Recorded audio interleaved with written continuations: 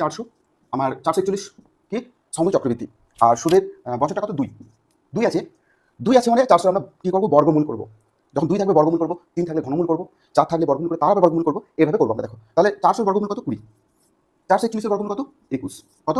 21 দিয়ে তারপর আমরা কি করবো? দেখো 21/20 করবো, দিয়ে 1 থেকে বিয়োগ করে দেবো। তাহলে আমরা কত পাবো? 1/20 1/20 দিয়ে এটাকে 100 করে দেবো। পার্সেন্টেজ বার করতে পেরেছে, তাহলে 2 5 10 সমান 5%। দেখো এটা ক্ষেত্রে কিন্তু আমার যখন তোমার ধরো কোনো কম্পিউটার বা এমসিকিউ ক্ষেত্রে আসবে, তখন কিন্তু আমরা জাস্ট এটা অ্যাপ্লাই করে দেবো, দিয়ে বার করে দেবো। টাকা হলে চক্রবৃদ্ধি সুদের হার কত বলেছে? 3 বছর। আমরা এখানে দেখো আসলটা কত? হাজার। সময় চক্রবৃদ্ধিটা কত? 1331। সময় চক্রবৃদ্ধি কত? 1331। এবং এখানে বছরটা কত দিচ্ছে? 3। আমি বলে দিচ্ছি যখন বছরটা থাকবে 2 থাকলে কি করতে বলেছিলাম? বর্গমূল। তাহলে 3 থাকলে বা 3 থাকলে কি করবো? আমরা ঘনমূল করবো। তাহলে 1000 ঘনমূল কত? 10।